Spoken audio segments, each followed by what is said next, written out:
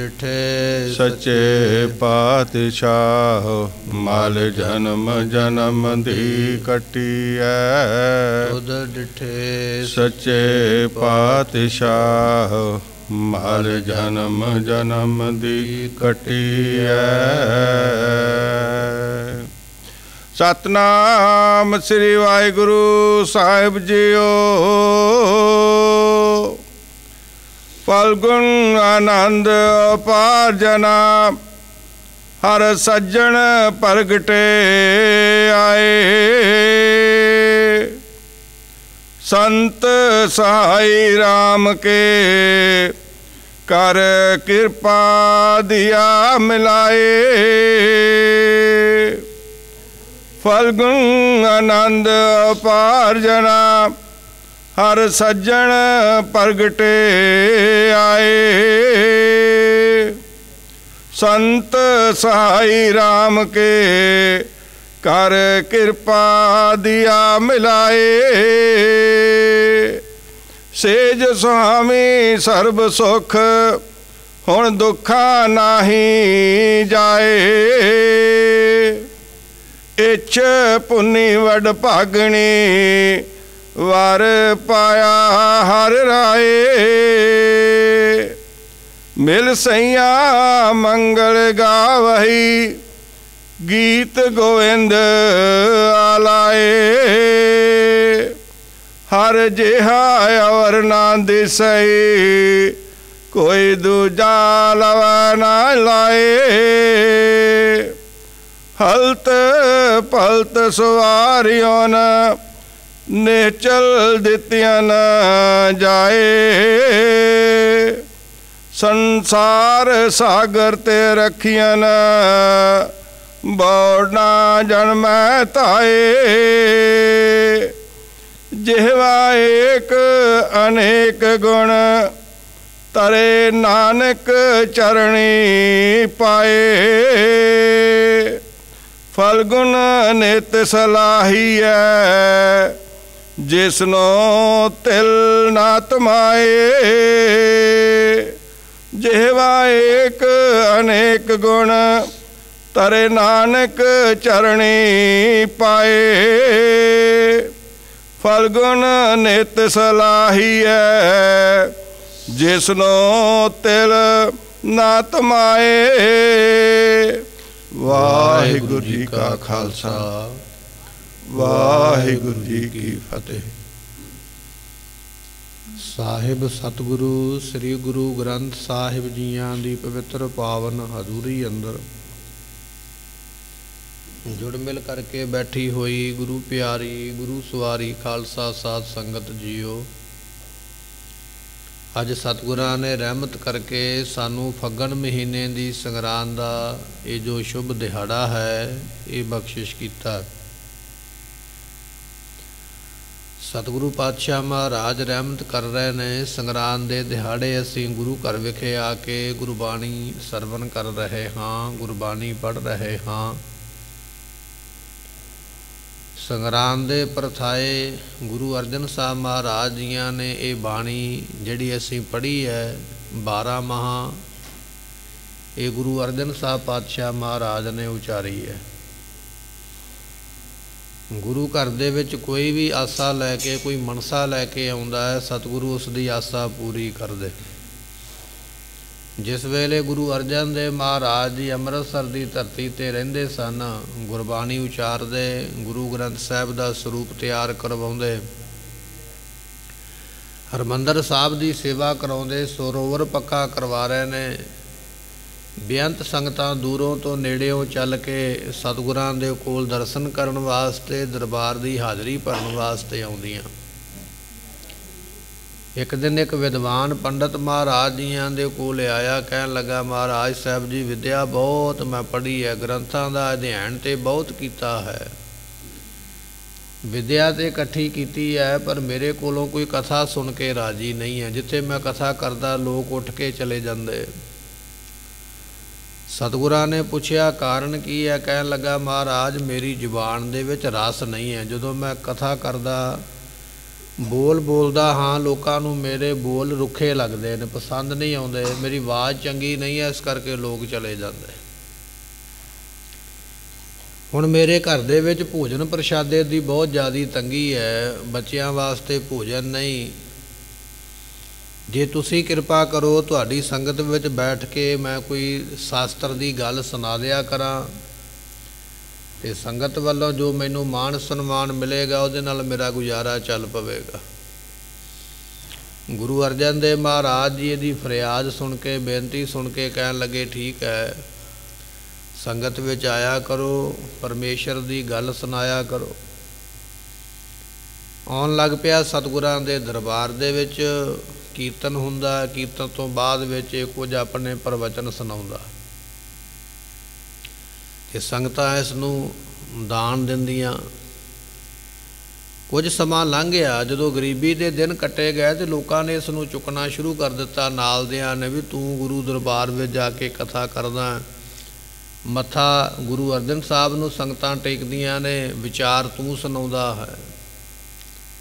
ਇਹ ਤਾਂ ਗੱਲ ਗਲਤ ਹੋਈ।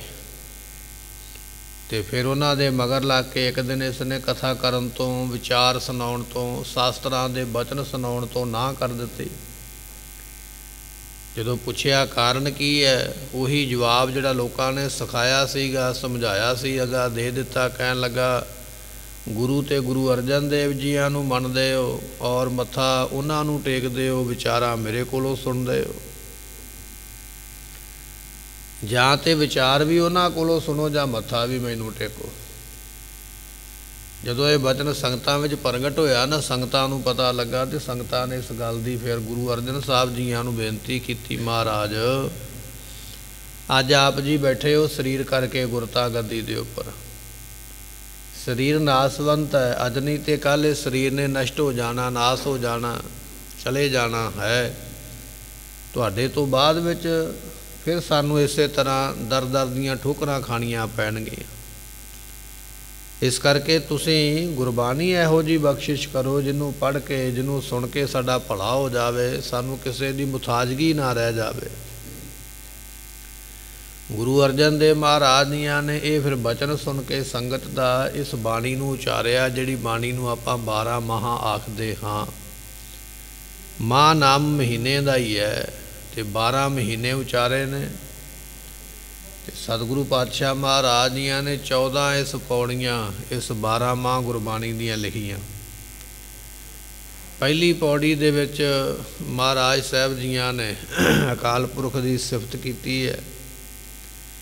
ਫਿਰ ਅੱਗੇ 12 ਮਹੀਨੇ ਉਚਾਰੇ, ਅਤੇ ਅਖੀਰ ਦੇ ਵਿੱਚ ਫਿਰ ਜਿਨ੍ਹਾਂ ਨੇ ਨਾਮ ਜਪਿਆ ਨਾ, ਫਿਰ ਉਹਦੀ ਮਹਿਮਾ ਮਹਾਰਾਜ ਨੇ ਲਿਖੀ ਹੈ। ਇਸ ਤਰ੍ਹਾਂ 14 ਪੌੜੀਆਂ ਵਾਲੀ ਇਹ ਬਾਣੀ, ਜਿਸ ਨੂੰ 12 ਮਾਹ ਆਖਦੇ ਨੇ, ਸਤਿਗੁਰਾਂ ਨੇ ਸਾਡੀ ਝੋਲੀ ਪਾਈ ਹੈ। ਅੱਜ ਸਾਨੂੰ ਫੱਗਣ ਮਹੀਨਾ ਪ੍ਰਾਪਤ ਹੋ ਰਿਹਾ ਹੈ, ਸਾਲ ਦਾ ਅਖੀਰਲਾ ਮਹੀਨਾ। ਜਿਵੇਂ ਅੰਗਰੇਜ਼ੀ ਕੈਲੰਡਰ ਦੇ ਵਿੱਚ, ਈਸਵੀ ਕੈਲੰਡਰ ਦੇ ਵਿੱਚ ਦਸੰਬਰ ਦਾ ਮਹੀਨਾ ਅਖੀਰਲਾ ਮੰਨਦੇ ਹਾਂ, ਅਤੇ ਜਨਵਰੀ ਤੋਂ ਨਵਾਂ ਸਾਲ ਸ਼ੁਰੂ ਹੁੰਦਾ ਹੈ। ਇਸੇ ਤਰ੍ਹਾਂ ਜਿਹੜਾ ਦੇਸੀ ਕੈਲੰਡਰ ਹੈ, ਬਿਕਰਮੀ ਸੰਮਤ ਦੇ ਮੁਤਾਬਕ, ਜਿਹਦੇ ਮੁਤਾਬਕ ਅਸੀਂ ਸੰਗਰਾਂਦ ਮਨਾਉਂਦੇ ਹਾਂ, ਇਸ ਕੈਲੰਡਰ ਦਾ ਇਹ ਅਖੀਰਲਾ ਮਹੀਨਾ ਹੈ। ਅਗਲੇ ਮਹੀਨੇ ਨਵਾਂ ਸਾਲ ਜਿਹੜਾ ਹੈ ਉਹ ਚੇਤਰ ਦੇ ਮਹੀਨੇ ਤੋਂ ਪ੍ਰਾਪਤ ਹੋਵੇਗਾ। ਇਹ 12 ਮਹੀਨਿਆਂ ਦਾ ਅਖੀਰਲਾ ਮਹੀਨਾ ਸਤਿਗੁਰੂ ਜੀ ਉਪਦੇਸ਼ ਦੇ ਰਹੇ ਨੇ। ਫੱਗਣ ਦੇ ਮਹੀਨੇ ਵਿੱਚ ਆਓ ਬੜੀ ਭਾਵਨਾ ਨਾਲ ਸਰਵਣ ਕਰੀਏ, ਮਿਲ ਕੇ ਆਖੀਏ ਸਤਿਨਾਮ ਸ੍ਰੀ ਵਾਹਿਗੁਰੂ ਸਾਹਿਬ ਜੀ। ਸਤਿਨਾਮ ਸ੍ਰੀ ਵਾਹਿਗੁਰੂ ਸਾਹਿਬ ਜੀਓ। ਫਲਗੁਣ ਆਨੰਦ ਅਪਾਰ ਜਨਾ, ਹਰ ਸੱਜਣ ਪ੍ਰਗਟੇ ਆਏ। ਫਲਗੁਣ ਤੋਂ ਭਾਵ ਗੁਰਮੁਖੋ ਹੈ ਫੱਗਣ ਦਾ ਮਹੀਨਾ। ਜਿਵੇਂ ਕੁਝ ਸ਼ਬਦ ਹੁੰਦੇ ਨੇ, ਹੌਲੀ ਹੌਲੀ ਉਹਨਾਂ ਦਾ ਨਾਮ ਬਦਲ ਜਾਂਦਾ ਹੈ। ਇਸੇ ਤਰ੍ਹਾਂ ਫਲਗੁਣ ਤੋਂ ਬਣ ਗਿਆ ਫੱਗਣ। ਮਹਾਰਾਜ ਕਹਿਣ ਲੱਗੇ, ਫੱਗਣ ਦੇ ਮਹੀਨੇ ਵਿੱਚ ਉਹਨਾਂ ਗੁਰਮੁਖਾਂ ਦੇ ਹਿਰਦੇ ਵਿੱਚ ਆਨੰਦ ਪੈਦਾ ਹੁੰਦਾ। ਮਹਾਰਾਜ ਕਿਹਨਾਂ ਦੇ? ਕਹਿੰਦੇ ਹਰ ਸੱਜਣ ਪ੍ਰਗਟੇ ਆਏ। ਸੱਜਣ ਕੌਣ ਹੈ? ਪਰਮਾਤਮਾ। ਸੱਜਣ ਸੱਚਾ ਪਾਤ ਸਾਹੋ ਸਿਰ ਸਾਹਾਂ ਦਾ। ਐਸਾ ਜਿਹੜਾ ਸੱਜਣ ਪਰਮਾਤਮਾ ਨਾ, ਇਸ ਲੋਕ ਦੇ ਵਿੱਚ ਵੀ ਸਹਾਇਤਾ ਕਰਦਾ, ਪਰਲੋਕ ਦੇ ਵਿੱਚ ਵੀ ਬਾਂਹ ਫੜਦਾ। ਤਾਤੀ ਵਾਉ ਨ ਲੱਗਈ ਪਾਰ ਬ੍ਰਹਮ ਸਰਨਾਈ। ਇਹ ਮਹਾਰਾਜ ਦੇ ਬਚਨ ਨੇ। ਉਹ ਸੱਜਣ ਇਹੋ ਜਿਹਾ ਤਤੀ ਵਾਹ ਇੱਥੇ ਨਹੀਂ ਲੱਗਣ ਦਿੰਦਾ। ਉਸ ਪ੍ਰਮਾਤਮਾ ਨੇ ਤਤੀ ਵਾਹ ਸੱਜਣ ਬਣ ਕੇ ਮਾਤਾ ਦੇ ਗਰਭ ਦੇ ਵਿੱਚ ਨਹੀਂ ਲੱਗਣ ਦਿੱਤੀ ਹੈ। ਮਹਾਰਾਜ ਕਹਿਣ ਲੱਗੇ ਮਾਤਾ ਕੇ ਉਦਰ ਮਹਿ ਪ੍ਰਤਪਾਲ ਕਰੇ ਸੋ ਕਿਉ ਮਨੋ ਵਿਸਾਰੀ ਹੈ। ਉਹ ਇਹੋ ਜਿਹਾ ਸੱਜਣ ਬਣਿਆ ਤੈਨੂੰ ਜਨਮ ਦੇਣ ਤੋਂ ਪਹਿਲਾਂ ਜਦੋਂ ਤੇਰਾ ਸਰੀਰ ਬਣਿਆ ਉੱਥੇ ਤੈਨੂੰ ਉਸਨੇ ਨਸ਼ਟ ਨਹੀਂ ਹੋਣ ਦਿੱਤਾ। ਉੱਥੋਂ ਪਾਲ ਕੇ ਤੇਰਾ ਸਰੀਰ ਬਣਾ ਕੇ ਫਿਰ ਦੁਨੀਆ 'ਤੇ ਲੈ ਕੇ ਆਇਆ। ਫਿਰ ਦੁਨੀਆ ਦੇ ਵਿੱਚ ਵੀ ਰੱਖਿਆ ਕਰਦਾ ਹੈ। ਅਤੇ ਜਦੋਂ ਦੁਨੀਆ ਤੋਂ ਸਰੀਰ ਛੱਡ ਕੇ ਜਾਵੇਂਗਾ ਫਿਰ ਪਰਲੋਕ ਦੇ ਵਿੱਚ ਵੀ ਰੱਖਿਆ ਕਰਦਾ। ਉਹ ਐਸਾ ਸੱਜਣ ਹੈ ਲੋਕ ਅਤੇ ਪਰਲੋਕ ਦਾ ਮਦਦਗਾਰ ਹੈ। ਅਤੇ ਐਸਾ ਸੱਜਣ ਪਰਮਾਤਮਾ ਜਿਨ੍ਹਾਂ ਦੇ ਹਿਰਦੇ ਵਿੱਚ ਪ੍ਰਗਟ ਹੋ ਜਾਵੇ, ਕਿਉਂਕਿ ਹੈ ਤੇ ਉਹ ਸਾਰੇ ਥਾਵਾਂ 'ਤੇ ਜਿਮੀ ਜਮਾਨ ਕਹਿ ਵਿਖੈ ਸਮਸਤ ਏਕ ਜੋਤ ਹੈ। 10ਵੇਂ ਪਾਤਸ਼ਾਹ ਦਾ ਬਚਨ ਹੈ ਵੀ ਕੋਈ ਇਹੋ ਜਿਹੀ ਜਗ੍ਹਾ ਹੈ ਹੀ ਨਹੀਂ ਜਿੱਥੇ ਪਰਮਾਤਮਾ ਨਾ ਹੋਵੇ। ਜਿਵੇਂ ਧਰਤੀ ਹੈ ਨਾ, ਧਰਤੀ ਸਾਰੀ ਦੇ ਥੱਲੇ ਪਾਣੀ ਹੈ।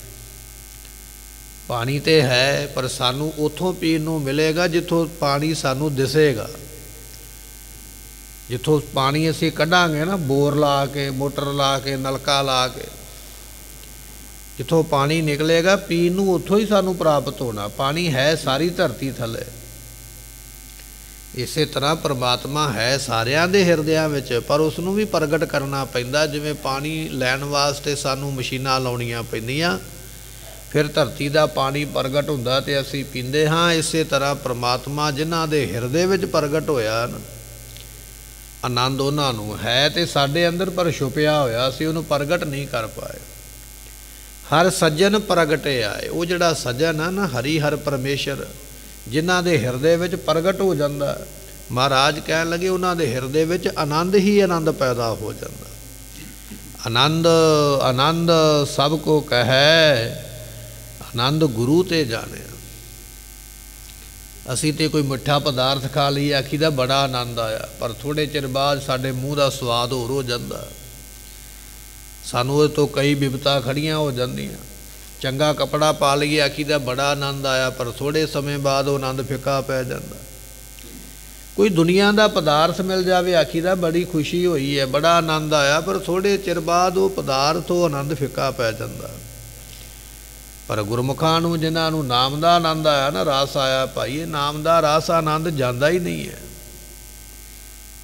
ਉਹਨਾਂ ਗੁਰਮੁਖਾਂ ਦੇ ਭਾਵੇਂ ਬੰਦ ਕੱਟੇ ਗਏ, ਖੋਪਰੀਆਂ ਉਤਾਰੀਆਂ ਗਈਆਂ, ਕਈ ਕੁਝ ਕੀਤਾ ਗਿਆ, ਚਰਖੜੀਆਂ 'ਤੇ ਚਾੜ੍ਹੇ ਗਏ, ਪਰ ਜਿਨ੍ਹਾਂ ਦੇ ਹਿਰਦੇ ਵਿੱਚ ਪ੍ਰਗਟ ਹੁੰਦਾ ਉਹਨਾਂ ਨੂੰ ਇਹੋ ਜਿਹਾ ਆਨੰਦ ਬਣ ਜਾਂਦਾ ਵੀ ਉਹ ਆਨੰਦ ਕਦੇ ਮੁੱਕਦਾ ਹੀ ਨਹੀਂ ਹੈ। ਫਲਗੁਣ ਆਨੰਦ ਉਪਾਰਜਨਾ, ਫੱਗਣ ਦੇ ਮਹੀਨੇ ਦਾ ਉਪਦੇਸ਼ ਮਹਾਰਾਜ ਕਹਿਣ ਲੱਗੇ ਉਹਨਾਂ ਹਿਰਦਿਆਂ ਵਿੱਚ ਆਨੰਦ ਪੈਦਾ ਹੋਇਆ ਜਿਨ੍ਹਾਂ ਦੇ ਹਿਰਦੇ ਵਿੱਚ ਉਹ ਸੱਜਣ ਪਰਮਾਤਮਾ ਜਿਹੜਾ ਲੋਕ ਪਰਲੋਕ ਦਾ ਮਿੱਤਰ ਹੈ, ਜਿਨ੍ਹਾਂ ਦੇ ਹਿਰਦੇ ਵਿੱਚ ਪ੍ਰਗਟ ਹੁੰਦਾ ਹੈ ਨਾ, ਪ੍ਰਤੱਖ ਹੋ ਜਾਂਦਾ, ਉਹਨਾਂ ਨੂੰ ਆਨੰਦ ਪ੍ਰਾਪਤ ਹੁੰਦੇ ਹਨ। ਸੰਤ ਸਹਾਈ ਰਾਮ ਕੇ ਕਰ ਕਿਰਪਾ ਦਿਆ ਮਿਲਾਏ। ਰਾਮ ਜੋ ਰਮਿਆ ਹੋਇਆ ਪਰਮਾਤਮਾ ਹੈ। ਪਰਮਾਤਮਾ ਦੇ ਕਈ ਨਾਮ ਨੇ, ਇੱਕ ਨਾਮ ਨਹੀਂ ਹੈ। ਰਾਮ ਤੋਂ ਭਾਵ ਹੈ ਰਮਿਆ ਹੋਇਆ। ਜਿਵੇਂ ਜਿਵੇਂ ਦੇ ਉਹਨੇ ਕੰਮ ਕੀਤੇ ਨਾ, ਉਵੇਂ ਉਵੇਂ ਦਾ ਲੋਕਾਂ ਨੇ ਉਹਦਾ ਨਾਮ ਰੱਖ ਦਿੱਤਾ। ਜਿਵੇਂ ਉਸ ਨੂੰ ਆਖਿਆ ਜਾਂਦਾ ਮਾਧੋ, ਮਾਧੋ ਤੋਂ ਭਾਵ ਹੈ ਮਾਇਆ ਦਾ ਪਤੀ।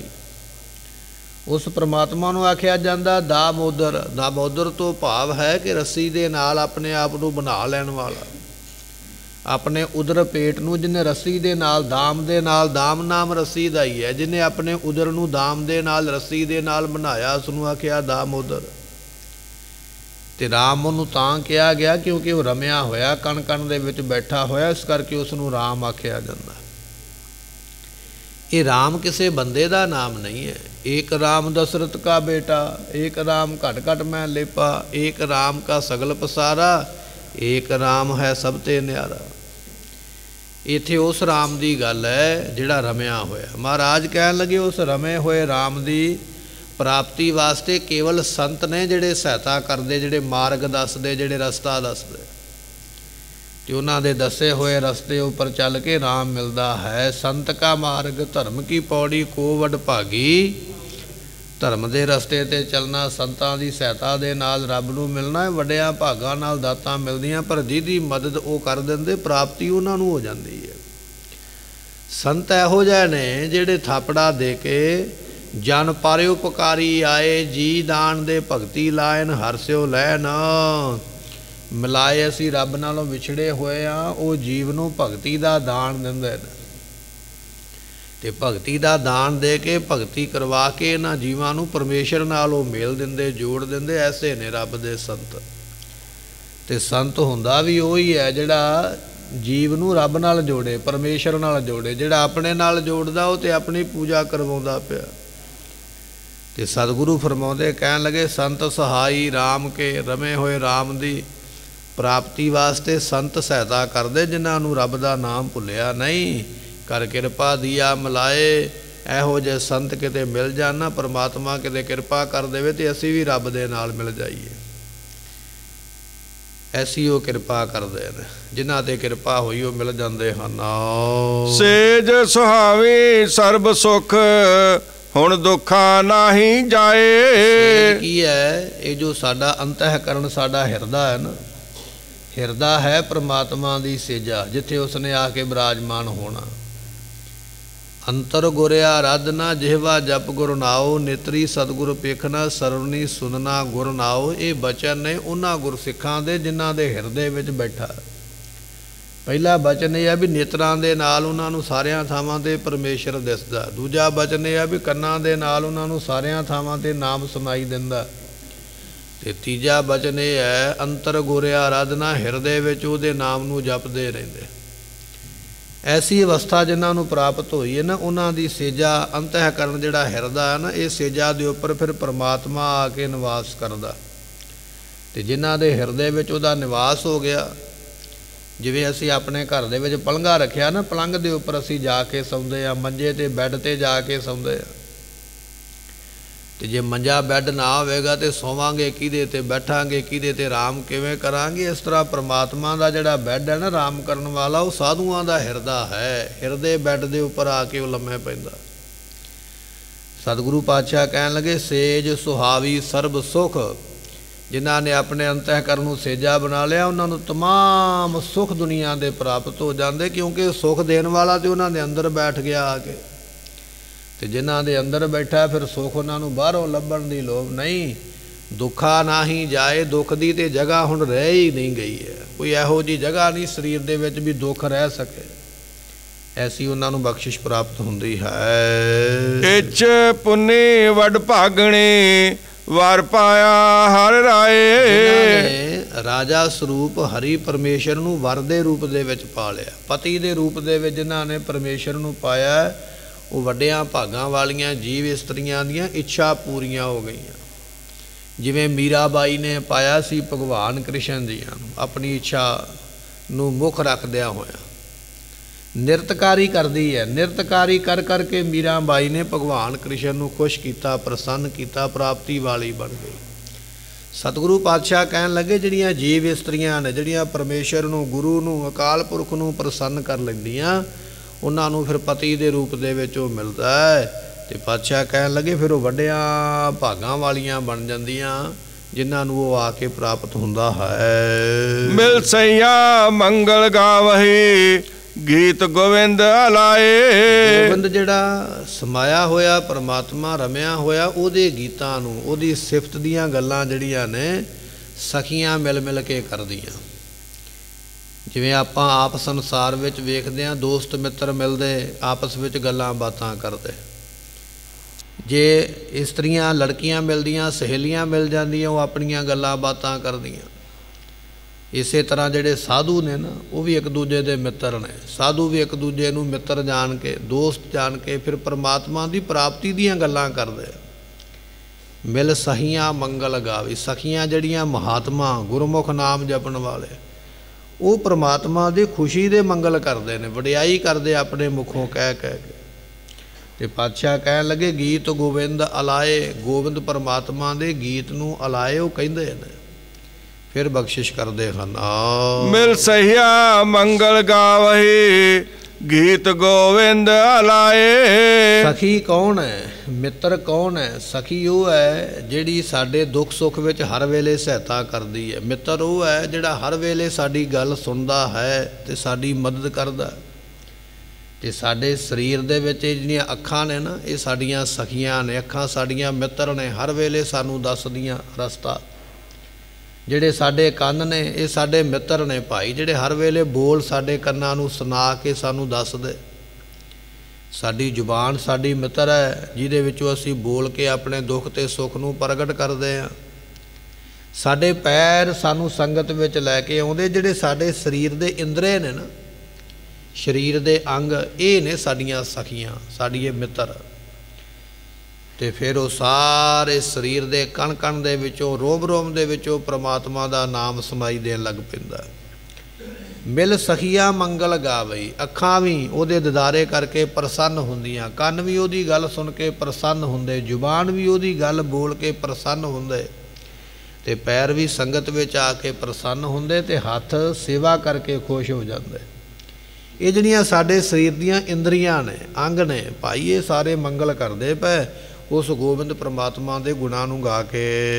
ਹਰ ਜਿਹਾ ਅਵਰ ਨ ਦਿਸਈ, ਕੋਈ ਦੂਜਾ ਲਵੈ ਨ ਲਾਏ। ਮਹਾਰਾਜ ਕਹਿਣ ਲੱਗੇ ਪ੍ਰਮਾਤਮਾ ਵਰਗਾ ਦੂਜਾ ਕੋਈ ਹੈ ਹੀ ਨਹੀਂ। ਸਾਨੂੰ ਸੰਸਾਰ ਵਿੱਚ ਕੋਈ ਬੰਦਾ ਪਸੰਦ ਨਹੀਂ ਆਉਂਦਾ। ਹਰੇਕ ਬੰਦੇ ਨੂੰ ਦੂਜੇ ਬੰਦੇ ਵਿੱਚ ਔਗਣ ਲੱਭਦੇ ਨੇ। ਹਰੇਕ ਇਸਤਰੀ ਨੂੰ ਦੂਜੀ ਇਸਤਰੀ ਵਿੱਚ ਔਗਣ ਦਿਸਦੇ ਨੇ। ਕਿਸੇ ਨੂੰ ਆਪਣੇ ਪਰਿਵਾਰ ਦਾ ਮੈਂਬਰ ਚੰਗਾ ਨਹੀਂ ਲੱਗਦਾ, ਕਿਸੇ ਨੂੰ ਗੁਆਂਢੀ ਚੰਗਾ ਨਹੀਂ ਲੱਗਦਾ, ਕਿਸੇ ਨੂੰ ਰਿਸ਼ਤੇਦਾਰ ਚੰਗਾ ਨਹੀਂ ਲੱਗਦਾ। ਅਖੀਰ ਇਹਦੇ ਨਾਲ ਤਾਂ ਫਲਾਣਾ ਚੰਗਾ ਹੈ। ਤਲਾਕ ਹੋ ਜਾਂਦੇ ਨਾ ਅੱਜ, ਰਿਸ਼ਤਿਆਂ ਦੇ ਵਿੱਚ ਤਰੇੜ ਪੈ ਜਾਂਦੀ, ਦਰਾੜ ਪੈ ਜਾਂਦੀ ਹੈ। ਕਾਹਦੇ ਵਾਸਤੇ? ਕਿ ਪਸੰਦ ਨਹੀਂ ਹੈ, ਇਹ ਚੰਗਾ ਨਹੀਂ ਹੈ। ਪਤੀ ਨੂੰ ਪਤਨੀ ਪਸੰਦ ਨਹੀਂ ਹੈ, ਪਤਨੀ ਨੂੰ ਪਤੀ ਪਸੰਦ ਨਹੀਂ ਹੈ, ਇਹ ਚੰਗਾ ਨਹੀਂ, ਫਲਾਣਾ ਚੰਗਾ ਹੈ। ਇੱਕ ਨੂੰ ਛੱਡਿਆ ਦੂਜੇ ਵੱਲੇ ਚਲੇ ਗਏ। ਪਰ ਕਹਿਣ ਲੱਗੇ ਪ੍ਰਮਾਤਮਾ ਇਹੋ ਜਿਹਾ, ਉਹਦੇ ਵਰਗਾ ਦੂਜਾ ਕੋਈ ਹੈ ਹੀ ਨਹੀਂ ਸੰਸਾਰ ਵਿੱਚ। ਤੁਸੀਂ ਉਦਾਹਰਨ ਹੀ ਨਹੀਂ ਦੇ ਸਕਦੇ ਵੀ ਰੱਬ ਵਰਗਾ ਦੂਜਾ ਰੱਬ ਹੈ। ਇੱਕ ਇਸਤਰੀ ਤੇ ਕਹਿ ਸਕਦੀ ਹੈ ਮੇਰੇ ਪਤੀ ਨਾਲੋਂ ਦੂਜੇ ਦਾ ਪਤੀ ਚੰਗਾ ਹੈ। ਇੱਕ ਮਨੁੱਖ ਕਹਿ ਸਕਦਾ ਵੀ ਮੇਰੀ ਇਸਤਰੀ ਨਾਲੋਂ ਦੂਜੇ ਦੀ ਇਸਤਰੀ ਚੰਗੀ ਹੈ। ਪਰ ਦੁਨੀਆ ਵਿੱਚ ਇਹ ਨਹੀਂ ਕੋਈ ਕਹਿ ਸਕਦਾ ਵੀ ਰੱਬ ਵਰਗਾ ਕੋਈ ਦੂਜਾ ਰੱਬ ਹੈ, ਜਾਂ ਇਸ ਰੱਬ ਦੇ ਨਾਲੋਂ ਦੂਜਾ ਰੱਬ ਚੰਗਾ। ਜਿਹਾ ਹਰ ਜਿਹਾ ਅਵਰ ਨਾ ਦਿਸਈ। ਰੱਬ ਵਰਗਾ ਦੂਜਾ ਕੋਈ ਦਿਸਦਾ ਹੀ ਨਹੀਂ ਹੈ। ਉਹ ਆਪਣੇ ਵਰਗਾ ਕੇਵਲ ਆਪ ਹੈ। ਉਹਦੇ ਵਰਗੇ ਗੁਣ ਦੂਜੇ ਵਿੱਚ ਹੈ ਹੀ ਨਹੀਂ ਕਿਸੇ ਵਿੱਚ। ਕੋਈ ਦੂਜਾ ਲਵੈ ਨਾ ਲਾਵੈ। ਲਵੈ ਤੋਂ ਭਾਵ ਹੁੰਦਾ ਬਰਾਬਰਤਾਈ ਕਿਸੇ ਦੇ ਨਾਲ ਦੇਣੀ, ਉਦਾਹਰਨ ਦੇਣੀ ਵੀ ਫਲਾਣਾ ਇਹਦੇ ਵਰਗਾ ਹੋਵੇਗਾ। ਨਹੀਂ, ਕੋਈ ਦੁਨੀਆ ਦਾ ਦੂਜਾ ਵਿਅਕਤੀ ਹੈ ਹੀ ਕੋਈ ਨਹੀਂ ਜਿਹੜਾ ਪਰਮੇਸ਼ਰ ਦੇ ਬਰਾਬਰ ਹੋਵੇ।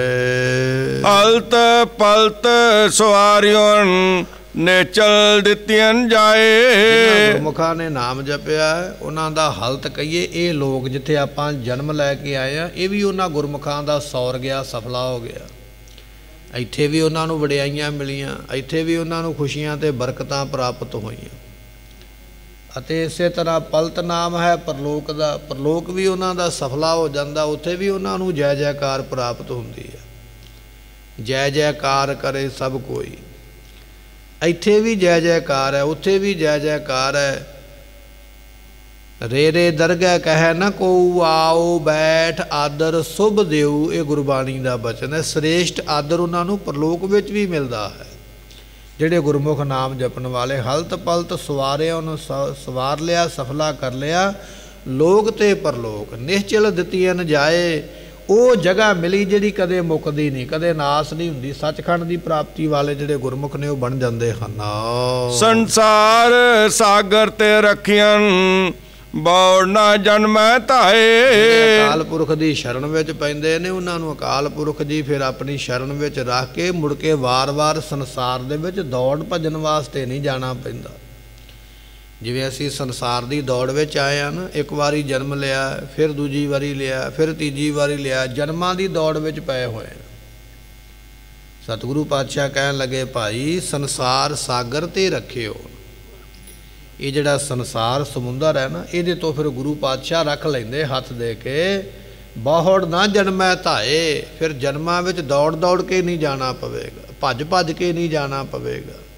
ਵਾਰ-ਵਾਰ ਜਨਮਾਂ ਵਿੱਚ ਨਹੀਂ ਆਉਣਾ ਪੈਂਦਾ ਹੈ। ਜਿਹਵਾ ਏਕ ਅਨੇਕ ਗੁਣ ਤਰੇ ਨਾਨਕ ਚਰਣੀ ਪਾਏ। ਪੁਰਖ ਜੀ ਤੇਰੇ ਗੁਣ ਬਹੁਤੇ ਨੇ, ਬਹੁਤ ਜ਼ਿਆਦੇ ਤੇਰੇ ਗੁਣ ਨੇ, ਤੇਰੇ ਗੁਣ ਬਹੁਤੇ ਮੈਂ ਏਕ ਨਾ ਜਾਣਿਆ। ਤੇਰੇ ਗੁਣ ਇੰਨੇ ਨੇ ਮੇਰੇ ਕੋਲੋਂ ਗਿਣੇ ਨਹੀਂ ਜਾਣੇ। ਤੇਰੇ ਕਵਨ ਕਵਨ ਗੁਣ ਕਹਿ ਕਹਿ ਗਾਵਾਂ। ਕਿਹੜਾ ਤੇਰਾ ਗੁਣ ਪਹਿਲਾਂ ਕਵਾਂ। ਇੱਕ ਗੁਣ ਦੀ ਸਿਫਤ ਕਰਦਾ ਫਿਰ ਲੱਗਦਾ ਦੂਜਾ ਗੁਣ ਇਹਦੇ ਤੋਂ ਵੀ ਵੱਡਾ ਹੈ, ਦੂਜੇ ਗੁਣ ਦੀ ਸਿਫਤ ਕਰਦਾ ਫਿਰ ਲੱਗਦਾ ਤੀਜਾ ਤੇ ਉਹਦੇ ਤੋਂ ਵੀ ਵੱਡਾ ਹੈ। ਮੈਂ ਕਿਹੜਾ ਗੁਣ ਤੇਰਾ ਪਹਿਲਾਂ ਤੇ ਕਿਹੜਾ ਗੁਣ ਤੇਰਾ ਬਾਅਦ ਵਿੱਚ ਕਵਾਂ। ਤੇਰੇ ਤੇ ਗੁਣ ਹੀ ਇੰਨੇ ਨੇ ਵੀ ਮੈਂ ਇਸੇ ਹੀ ਵਿਚਾਰ ਵਿੱਚ ਬੈਠਾ ਹੋਇਆ ਵੀ ਕਿਹੜਾ ਕਿਹੜਾ ਤੇਰਾ ਗੁਣ ਗਾਵਾਂ। ਤੇਰੇ ਕਵਨ ਕਵਨ ਗੁਣ ਕਹਿ ਕਹਿ ਗਾਵਾਂ। ਤੂੰ ਸਾਹਿਬ ਗੁਣੀ ਨਿਧਾਨਾ, ਤੂੰ ਤੇ ਖਜ਼ਾਨਾ ਹੈ, ਤੇ ਖਜ਼ਾਨੇ ਦੇ ਵਿੱਚ ਤੇ ਫਿਰ ਬੇਅੰਤ ਮਾਇਆ ਬੇਅੰਤ ਪਦਾਰਥ ਹੁੰਦੇ ਨੇ। ਇਸੇ ਕਰਕੇ ਤੇਰੇ ਵਿੱਚ ਗੁਣਾ ਰੂਪੀ ਧਨ ਪਿਆ ਹੋਇਆ, ਤੇ ਮੈਂ ਕਿਹੜਾ ਕਿਹੜਾ ਗੁਣ ਕਹਿ ਕੇ ਕਥਨ ਕਰਾਂ। ਭਗਤਾਂ ਨੇ ਬਚਨ ਕੀਤੇ, ਭੱਟਾਂ ਨੇ ਬਚਨ ਕੀਤੇ, ਕਹਿਣ ਲੱਗੇ ਭਾਈ ਭੱਲੇ ਅਮਰਦਾਸ ਗੁਣ ਤੇਰੇ, ਤੇਰੀ ਉਪਮਾ ਤੋਹੇ ਬਣਿਆ ਵੇ। ਤੁਹਾਡੀ ਉਪਮਾ ਤੁਹਾਨੂੰ ਬਣ ਆਉਂਦੀ ਹੈ, ਗੁਣ ਵਰਣਨ ਨਹੀਂ ਕੀਤੇ ਜਾ ਸਕਦੇ, ਇੰਨੇ ਗੁਣ ਤੁਹਾਡੇ ਵਿੱਚ। ਸਤਿਗੁਰੂ ਪਾਤਸ਼ਾਹ ਕਹਿਣ ਲੱਗੇ ਜਿਹਵਾ ਏਕ, ਮੇਰੀ ਜ਼ੁਬਾਨ ਇੱਕ ਹੈ, ਅਨੇਕ ਗੁਣ। ਪਰਮਾਤਮਾ ਤੇਰੇ ਵਿੱਚ ਗੁਣ ਬੜੇ ਜ਼ਿਆਦੇ ਨੇ, ਪਰ ਜਿਨ੍ਹਾਂ ਜਿਨ੍ਹਾਂ ਨੇ ਜਪੇ ਨੇ ਤਰੇ ਨਾਨਕ ਚਰਣੀ ਪਾਏ। ਜਿਹੜੇ ਚਰਨਾਂ ਦੇ ਨਾਲ ਜੁੜੇ ਨੇ ਤਰਨਾ ਉਹਨਾਂ ਨੇ ਹੈ। ਪਰਮਾਤਮਾ ਦੇ ਚਰਨ ਬੇੜੇ ਵਰਗੇ ਨੇ, ਜਿਵੇਂ ਬੇੜਾ ਸਾਨੂੰ ਸੰਸਾਰ ਸਮੁੰਦਰ ਤੋਂ ਪਾਰ ਕਰ ਦਿੰਦਾ ਜਹਾਜ਼, ਵਾਹਿਗੁਰੂ ਨਾਮ ਜਹਾਜ਼ ਹੈ। ਐਸੇ ਉਹਦੇ ਚਰਨ ਨੇ ਪਰਮਾਤਮਾ ਦੇ, ਜਹਾਜ਼ ਦੀ ਨਿਆਈ, ਜਿਹੜੇ ਨਾਲ ਲੱਗ ਜਾਂਦੇ ਤਰ ਜਾਂਦੇ ਹਨ।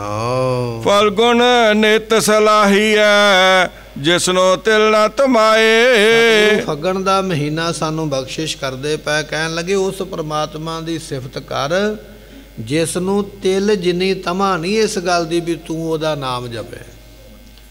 ਪਰਮਾਤਮਾ ਨੂੰ ਇਹ ਖਾਹਿਸ਼ ਨਹੀਂ ਹੈ, ਇਹ ਇੱਛਾ ਨਹੀਂ ਹੈ ਵੀ ਤੂੰ ਉਹਦਾ ਨਾਮ ਜਪੇਗਾ ਤੇ ਫੇਰ ਹੀ ਉਹਨੇ ਵੱਡੇ ਹੋਣਾ ਹੈ। ਮੈਂ ਨਾਮ ਨਹੀਂ ਜਪਾਂਗਾ ਤੇ ਛੋਟੇ ਹੋ ਜਾਏਗਾ।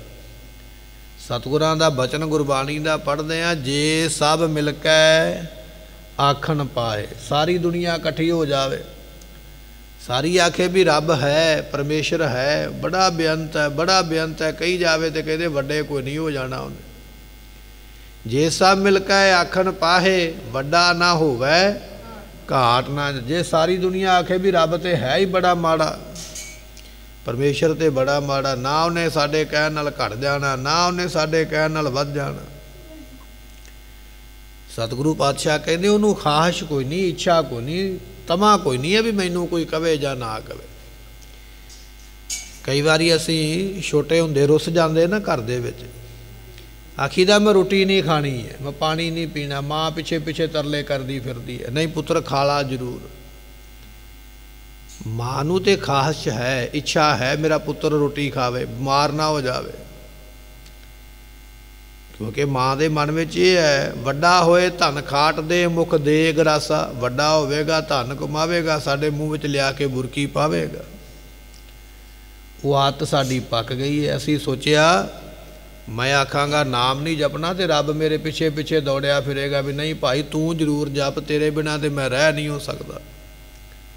ਤੇ ਅਸੀਂ ਆਮ ਹੀ ਇਹ ਗੱਲ ਕਰ ਦਿੰਦੇ, ਮੇਰੀ ਤੇ ਫਲਾਣੇ ਨਾਲ ਨਾਰਾਜ਼ਗੀ ਹੈ, ਮੈਂ ਤੇ ਗੁਰਦੁਆਰੇ ਨਹੀਂ ਆਵਾਂਗਾ, ਮੈਂ ਤੇ ਫਲਾਣੇ ਥਾਂ ਤੇ ਲੜ ਪਿਆ, ਮੈਂ ਤੇ ਬਾਣੀ ਨਹੀਂ ਪੜਾਂਗਾ, ਮੇਰਾ ਤੇ ਇਹ ਨੁਕਸਾਨ ਹੋ ਗਿਆ, ਮੈਂ ਤੇ ਹੁਣ ਛੱਡ ਦੇਣਾ, ਗੁਰੂ ਦੀ ਸਿੱਖੀ ਨੂੰ ਛੱਡ ਦੇਣਾ। ਐਸੇ ਵੀ ਲੋਕ ਦੁਨੀਆ ਦੇ ਵਿੱਚ ਨੇ।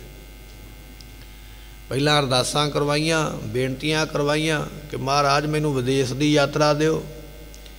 ਜਦੋਂ ਵਿਦੇਸ਼ ਚਲਾ ਗਿਆ ਉੱਥੇ ਜਾ ਕੇ ਪਤਤ ਹੋ ਗਿਆ, ਸਿੱਖੀ ਛੱਡ ਦਿੱਤੀ ਹੈ, ਮਹਾਰਾਜ ਦਾ ਸਰੂਪ ਹੀ ਛੱਡ ਦਿੱਤਾ। ਸੋਚਿਆ ਵੀ ਰੱਬ ਨੂੰ ਤੇ ਘਾਟਾ ਪੈ ਗਿਆ ਹੋਵੇਗਾ ਮੇਰੇ ਇਹ ਕੰਮ ਕਰਨ ਦੇ ਨਾਲ, ਉਹਨੂੰ ਕੋਈ ਫਰਕ ਨਹੀਂ ਹੈ।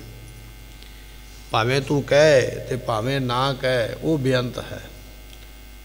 ਨਾ ਉਹਨੂੰ ਤਮਾ ਕਿਸੇ ਗੱਲ ਦੀ, ਨਾ ਉਹਨੂੰ ਇੱਛਾ ਕਿਸੇ ਗੱਲ ਦੀ ਵੀ ਕੋਈ ਬੰਦਾ ਮੇਰੀ ਸਿਫਤ ਕਰੇ। ਐਸਾ ਉਹ ਪਰਮਾਤਮਾ।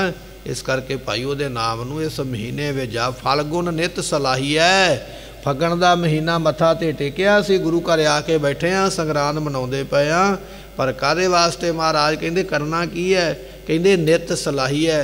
ਇਹ ਸਾਰਾ ਫੱਗਣ ਦਾ ਮਹੀਨਾ ਹਰ ਰੋਜ਼ ਉੱਠ ਕੇ ਉਹਦੇ ਨਾਮ ਨੂੰ ਜਪ, ਤਾਂ ਤੈਨੂੰ ਉਸ ਦੀ ਪ੍ਰਾਪਤੀ ਹੋ ਸਕਦੀ ਹੈ। ਜਿਨ ਜਿਨ ਨਾਮ ਧਿਆਇਆ ਤਿਨ ਕੇ ਕਾ ਸਰੇ। 14ਵੀਂ ਪੌੜੀ ਹੈ ਜਿਹੜੀ ਆਪਾਂ ਸਰਵਨ ਕਰ ਰਹੇ ਹਾਂ। 12 ਮਹੀਨਿਆਂ ਦਾ ਉਪਦੇਸ਼ ਮਹਾਰਾਜ ਨੇ ਸੰਪੂਰਨ ਕਰਕੇ ਤੇ ਇਹ ਪੌੜੀ ਨੂੰ ਲਿਖਿਆ। ਇਸ ਪੌੜੀ ਦੇ ਵਿੱਚ ਨਾਮ ਦੀ ਮਹਿਮਾ ਹੈ ਵੀ ਨਾਮ ਜਿਨ੍ਹਾਂ ਨੇ ਜਪਿਆ ਹੈ ਉਹਨਾਂ ਨੂੰ ਪ੍ਰਾਪਤੀ ਕੀ ਹੈ।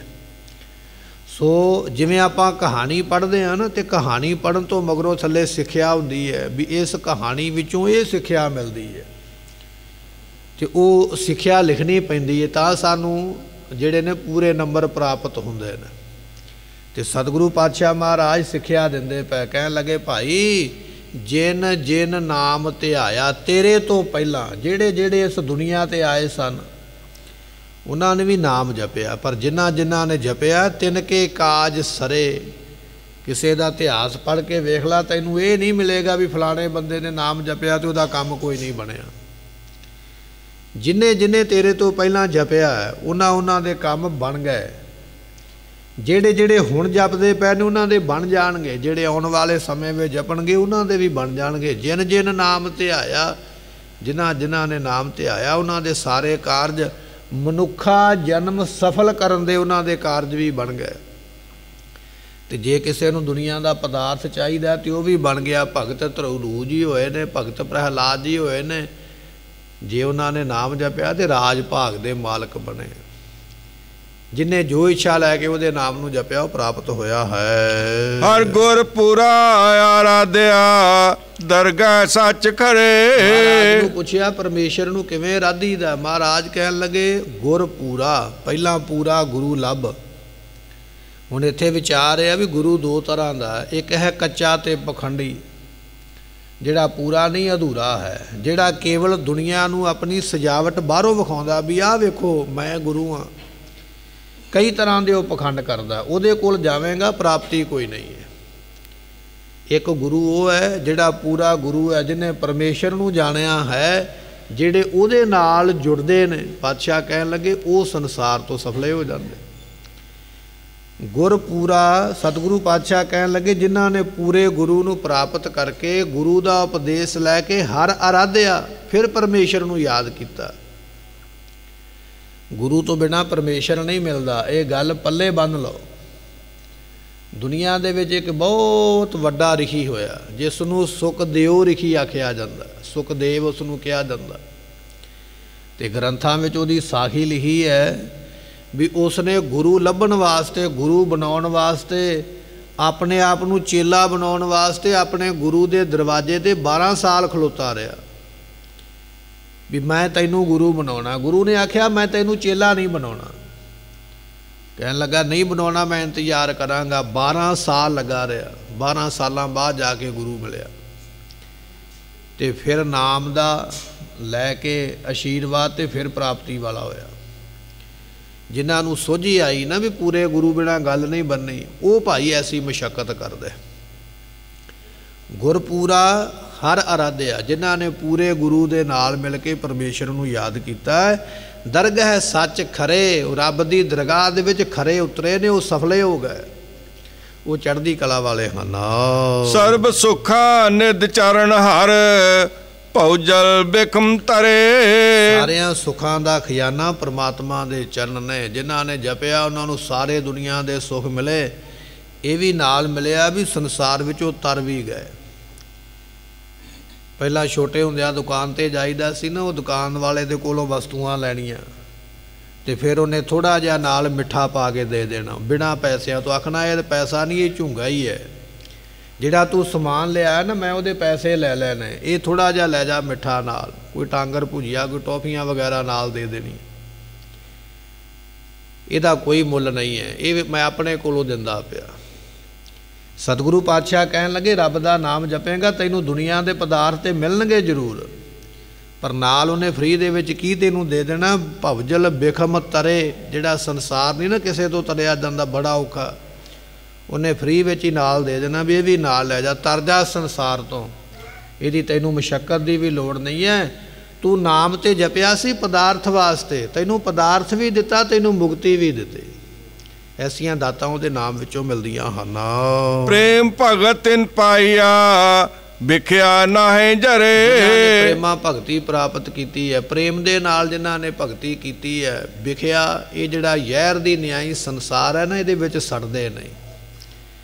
ਅਸੀਂ ਸੜਦੇ ਪਏ ਨਾ ਕਾਮ ਕ੍ਰੋਧ ਦੀ ਅੱਗ ਦੇ ਵਿੱਚ, ਈਰਖਾ ਤੇ ਨਿੰਦਿਆ ਦੀ ਅੱਗ ਦੇ ਵਿੱਚ, ਹਉਮੈ ਦੀ ਅੱਗ ਦੇ ਵਿੱਚ। ਇਸ ਅੱਗ ਦੇ ਵਿੱਚ ਉਹ ਪਰਮਾਤਮਾ ਸੜਨ ਨਹੀਂ ਦਿੰਦਾ, ਉਹਨਾਂ ਗੁਰਮੁਖਾਂ ਨੂੰ ਸੰਸਾਰ ਸਮੁੰਦਰ ਤੋਂ ਰੱਖ ਲੈਂਦਾ ਹੈ। ਕੂੜ ਗਏ ਦੁਬਿਧਾ ਨਸੀ ਪੂਰਨ ਸੱਚ ਭਰੇ। ਗਏ ਜਿਹੜਾ ਝੂਠ ਸਾਡੇ ਅੰਦਰ ਵਸਿਆ ਸੀ ਨਾ ਵਕਾਰਾਂ ਦਾ, ਉਹ ਝੂਠ ਚਲੇ ਗਿਆ। ਕੂੜ ਗਏ ਦੁਬਿਧਾ ਨਸੀ, ਦੁਬਿਧਾ ਤੋਂ ਭਾਵ ਹੁੰਦਾ ਦੋ ਰਾਹ, ਵਿਚਾਰ ਨਾ ਕਰ ਪਾਉਣਾ, ਮੈਂ ਕੀ ਕਰਾਂ ਤੇ ਕੀ ਨਾ ਕਰਾਂ। ਇਹ ਦੁਬਿਧਾ ਨਸ ਜਾਂਦੀ ਹੈ, ਭੱਜ ਜਾਂਦੀ ਹੈ। ਦੁਬਿਧਾ ਵੀ ਅੰਦਰ ਨਹੀਂ ਰਹਿ ਜਾਂਦੀ ਤੇ ਝੂਠ ਵੀ ਨਹੀਂ ਰਹਿ ਜਾਂਦਾ। ਪੂਰਨ ਸੱਚ ਭਰੇ, ਜਿਹੜਾ ਪੂਰਨ ਹੈ ਨਾ ਪਰਮਾਤਮਾ, ਉਹਦੇ ਸੱਚ ਨਾਮ ਦੇ ਨਾਲ ਗੁਰਮੁਖਾਂ ਦੇ ਹਿਰਦੇ ਭਰ ਜਾਂਦੇ, ਲਪਾ ਲੱਪ ਹੋ ਜਾਂਦੇ। ਸੱਚ ਨਾਮ ਦੇ ਨਾਲ ਉਹਨਾਂ ਦਾ ਹਿਰਦਾ ਭਰ ਗਿਆ ਹੈ। ਪਾਰ ਬ੍ਰਹਮ ਪ੍ਰਭ ਸੇਮ ਦੇ ਮਨ ਅੰਦਰ ਏਕ ਧਰੇ। ਪਰਮੇਸ਼ਰ ਨੂੰ ਸੇਵਿਆ ਹੈ, ਜਿਨ ਸੇਵਿਆ ਤਿਨ ਪਾਇਆ ਮਾਨ, ਨਾਨਕ ਗਾਵੀਐ ਗੁਣੀ ਨਿਦਾਨ। ਜਿਨ੍ਹਾਂ ਨੇ ਉਹਨੂੰ ਸੇਵਿਆ ਨਾ ਪਾਰ ਬ੍ਰਹਮ ਪਰਮੇਸ਼ਰ ਨੂੰ, ਉਹਨਾਂ ਨੇ ਅੰਦਰ ਆਪਣੇ ਇੱਕ ਰੱਬ ਨੂੰ ਹੀ ਧਾਰਨ ਕੀਤਾ, ਇੱਕ ਰੱਬ ਨੂੰ ਜਾਣ ਕੇ, ਪਰਮੇਸ਼ਰ ਨੂੰ ਇੱਕ ਜਾਣ ਕੇ, ਇੱਕ ਦਾ ਹੀ ਉਹਨਾਂ ਨੇ ਪੱਲਾ ਫੜਿਆ। ਤੇ ਜਿਨ੍ਹਾਂ ਨੇ ਇੱਕ ਦਾ ਪੱਲਾ ਫੜਿਆ, ਇੱਕ ਨੂੰ ਰੱਧਿਆ। ਸਤਿਗੁਰੂ ਪਾਤਸ਼ਾਹ ਕਹਿੰਦੇ ਅਸਲ ਦੇ ਵਿੱਚ ਉਹ ਸੇਵਦੇ ਨੇ, ਸੇਵਿਆ ਵੀ ਉਹਨਾਂ ਨਹੀਂ ਹੈ।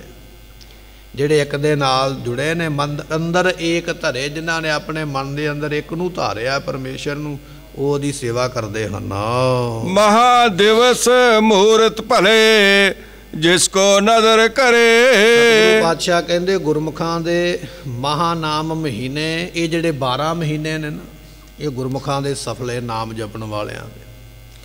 ਤੇ ਦਿਵਸ ਤੋਂ ਭਾਵ ਹੁੰਦਾ ਦਿਨ, ਸਾਰਾ ਦਿਨ, 12 ਘੰਟੇ ਦਿਨ ਦੇ, 12 ਘੰਟੇ ਰਾਤ ਦੇ, ਵੀ ਸਫਲੇ ਹੋ ਗਏ ਨਾਮ ਜਪਣ ਵਾਲਿਆਂ ਦੇ। ਤੇ ਅਗਲਾ ਬਤਨ ਮਹਾਰਾਜ ਨੇ ਵਰਤਿਆ ਮੂਰਤ। ਮੂਰਤ ਤੋਂ ਭਾਵ ਹੁੰਦਾ 2 ਘੜੀਆਂ ਦਾ ਸਮਾਂ। 24 ਮਿੰਟ ਦੀ ਇੱਕ ਘੜੀ ਹੈ, 24 ਮਿੰਟ ਦੀ ਇੱਕ ਘੜੀ ਹੈ, 48 ਮਿੰਟ ਦਾ ਸਮਾਂ 2 ਘੜੀਆਂ ਦਾ ਵਿਦਵਾਨ ਲਿਖਦੇ ਨੇ। ਕਹਿਣ ਲੱਗੇ ਉਹਨਾਂ ਦਾ ਮੂਰਤ ਵੀ ਸਫਲਾ ਹੋ ਗਿਆ, 2 ਘੜੀਆਂ ਵੀ ਸਫਲੀਆਂ ਹੋ ਗਈਆਂ। ਕਿਹਨਾਂ ਦੀਆਂ ਸਫਲ ਹੋਈਆਂ ਨੇ?